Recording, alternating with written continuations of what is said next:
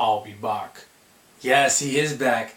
And with the new Terminator movie coming out, Terminator Genesis, I thought I'd talk about the Terminator movies. I really like these movies, so I'm going to talk about each one and talk about the fifth one only from what I see in the trailers. Of course, it comes out in July, so I'm really looking forward to it. So let's get started.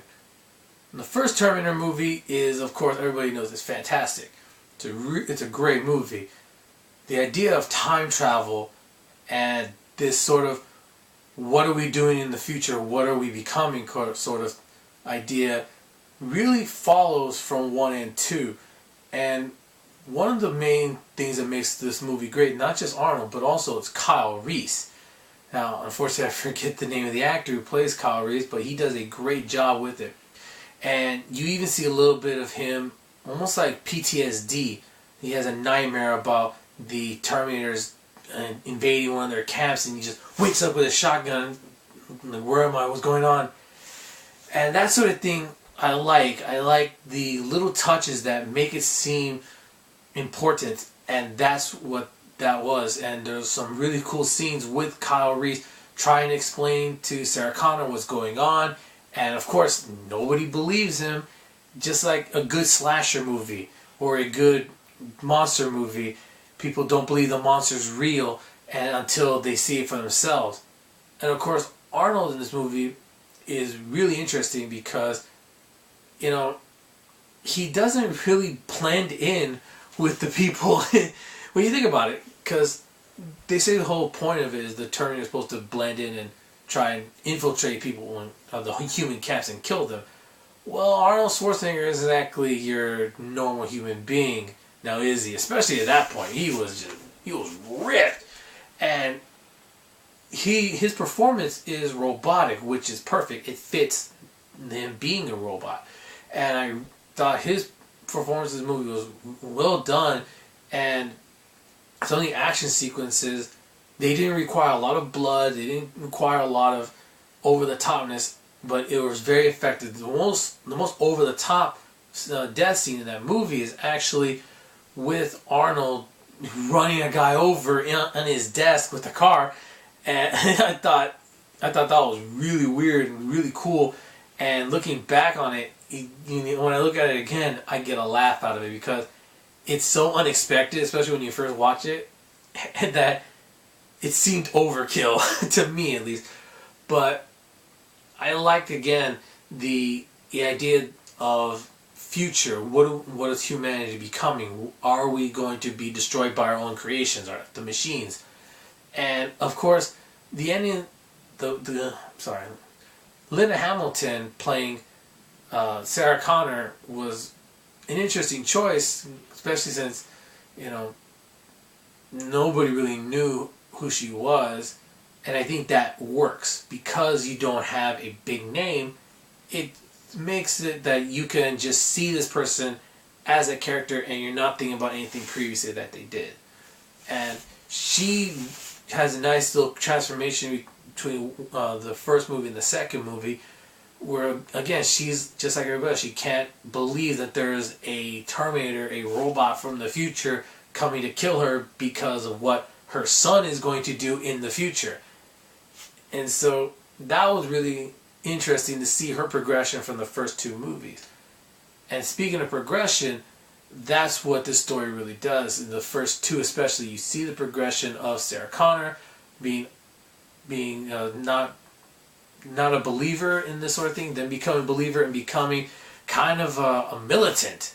Like, we gotta stop it, and nobody else, of course, believes her. They still go with the slasher or monster movie cliche, if you want to call it that. Nobody believes that this creature could exist, even though in the first one there is a dead robot crushed underneath a press, whatever that is.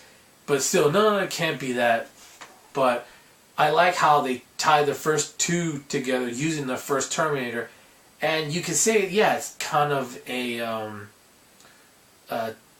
time paradox, to use Doc Brown from Back to the Future, because Kyrie's from the future goes to the past, and now he impregnates John Connor's mom, And the Terminator that they sent to the past is the Terminator they used, the Cyberdyne system, um, reverse engineers, that's the word, reverse engineers that sort of technology from the ARM and the CPU in order to create a bunch of different technology. It is a time paradox, but I consider the time travel in this one by what I call Dragon Ball Z rules. If you look at it, look at that aspect, it's perfectly fine. But what do I mean by Dragon Ball Z? Well, if you don't know Dragon Ball Z, there's a character who time travels named Trunks. Now, in his future, the main character, Goku, is dead. He dies of a heart attack. And all the other fighters are killed off by androids. And the world is basically being terrorized by androids. He goes back to the past to try and prevent it from happening by giving Goku the antidote, or sorry, not antidote, the medicine for his heart condition. And he goes back to his timeline. But the timeline he comes from doesn't change. It's still the androids destroying the world. So you have two different timelines. The one where Goku does end up, surviving from his heart condition. He does have the medicine, and the one where he doesn't. And there's a third timeline with a different person, a different being, Cell, coming back in time to absorb the androids of the present. So I could try and explain all this, but if you haven't seen Dragon Ball Z, then it'll take too long. And for those of you who have seen Dragon Ball Z, you know what I'm talking about. So you have three different timelines, and that's what I think this one is. This is how Terminator is as well. Each one is a different timeline, which will be important for Terminator Genesis, which I'll get to later. Now, Terminator 2 and the first Terminator, the technology and the effects are very different. You have some stop motion in the first Terminator, and at times it really does work because it gives the Terminator kind of a robotic feel to him when he's moving around, and that works, especially towards the end. It seems like part of his leg has been damaged, so he has that bit of a limp to him, and the robotic motion of it, I think, works. And also with Terminator 2, of course, this is the very, very beginning of CG, and the CG effects are amazing, especially for that time. We were all, oh man, it's so good, look at him. All that sort of, the way the T-1000 melts, and all this other stuff. And from what I've heard and read later, some of the stuff was not all CG, but because we were seeing CG, we believed it. Everything was CG and it was all real. And I think that's a great way to show it. In T2, you have John Connor as a young boy. Now he's like, oh yeah, the Terminator, that really exists. Again, just like Sarah Connor was in the first Terminator, he doesn't believe that he has this great destiny. And it takes another Terminator to show him, yeah, you're supposed to be this person, and yeah, the Terminators, the robots, we really do exist. So there's a big debate, which one's better, 1 or 2? Some people are on side of Terminator 1, some people are on side of Terminator 2. Which one do I think is better? I'll let you know later on, because I'm going to do a top 10 Arnold Schwarzenegger movies list, and I will decide on my own which one I think is better, 1 or 2. Both movies are fantastic, and the ending of it, for those of you who haven't seen it, you have Cyberdyne Systems, Skynet, is the building that they're the big headquarters in California. I think it's Los Angeles. It's been a while since I've seen the movie. They blow it up like domestic terrorist style. They blow it up. Everything's destroyed. They melt the old robot. They melt the old Terminator. They melt the new Terminator. And they said there's no future but the one you choose, or the one you make, I should say. So people say, oh, it's kind of a happy ending, but kind of a open ending, which a lot of people liked. So when the third movie came out, they're, oh God, why are they doing this? They shouldn't do this. But the third movie does make sense because if you think about it, a large company like Cyberdyne Systems, they would have subsidiaries. How many government contracts would they have? Military contracts. All these other things, the ball had already been rolling. You were not going to be able to stop it. And when the Terminator in this one, again played by Arnold Schwarzenegger, says, you cannot stop Judgment Day. It is inevitable. You can only delay it. It honestly makes sense. And I like that, actually. People were going to say, oh, they shouldn't do it, but I actually like the fact that they said you can't stop it, because some things are inevitable. You know, as they say, the only two things that certain in life are death and taxes. But, you know, unless you're rich, then the only possibility, the only inevitability is death.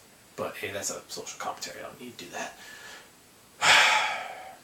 As far as the Terminator himself in the third movie, Arnold Schwarzenegger is a lot more human in this one, I think. And he does I think he's a lot more human, and there's a bit of a more comedy in this one than in the first two. And to me, it does set it apart, but it's definitely makes it different and makes it interesting. Not to mention, the action sequences in this movie are really good. It's a good action movie, that's for sure. At least in my opinion. It's a good action movie, good Terminator on Terminator fight. And the fact that they use a female Terminator in the third one, I thought was a good choice, because when you think of somebody, a robot trying to infiltrate humanity, why not have it be a woman? Why not? Why does it have to always be one specific type of Terminator? And that's the other thing I like. You had the 800 series in the first one, you had the T-1000 in the second one, and you had the T-X in the third movie. And I thought it was good to see that. So, as far as the third movie, the ending, like I said, some things are inevitable. And it kind of came out of nowhere because, sorry about that, it kind of came out of nowhere because they were talking, oh, we gotta stop it, just like they did. Stupid cars. Anyways, they're always trying to say, just like in the second one, we can stop it, we can stop it, we can stop it. And then you find out in the end, nope, you can't stop it. There is no stopping it. Which leads us to Terminator 4, Terminator Salvation. Now, Terminator Salvation is the first Terminator movie that does not have Arnold Schwarzenegger. Really, you see like a image of an old Arnold, a young Arnold, I should say. I shouldn't say old Arnold because that's going to happen in the fifth movie. Of a young Arnold, and the story is kind of interesting because we're seeing John Connor try and fulfill his destiny in a sense, try and be the leader of the resistance. And you get to see a young Kyle Reese try to join John Connor because he respects the man and he tries to be one of the people there. And as you can tell by my explanations, I don't try not to spoil too much, although I did spoil Terminator 3, but if you've read it, you've probably already seen it anyways. So, the fourth Terminator, yeah, they have a new Terminator, very different, part human in a sense, and I think the movie was good, but there are some scenes that like, I don't know, it seemed incomplete. I don't know why. I'm just glad, from what I've read, there was supposed to be an alternate ending. If they had gone with the alternate ending, no, I would have. This movie ended horribly. But they did end. They used the correct ending and made it so that there was some hope that humanity would be able to survive. That's all that humanity was going to be doing against the machines, surviving, maybe winning. But actually, they do win because that's why the Skynet sends the Terminators back. Now I know I rushed through 4 because I wanted to get to number 5. The trailers for 5. Like I said, we're going to a third timeline.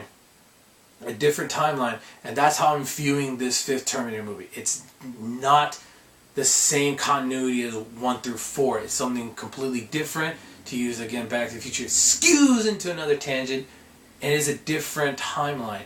And with that, I think if you go into this with an open mind and not try and say, oh, this is just like Terminator 1 or Terminator 2, or it's trying to be these things, and just try and go in there with an open mind, I think you'll enjoy it.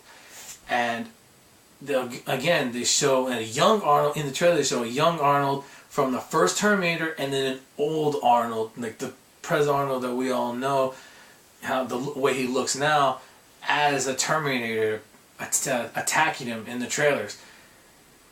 So I'm looking forward to what is going to happen with this movie. It seems like it's kind of rebooting, but like I said, it's a completely different timeline. So I'm willing to give this movie a shot and see what it can do. Hopefully the action is good.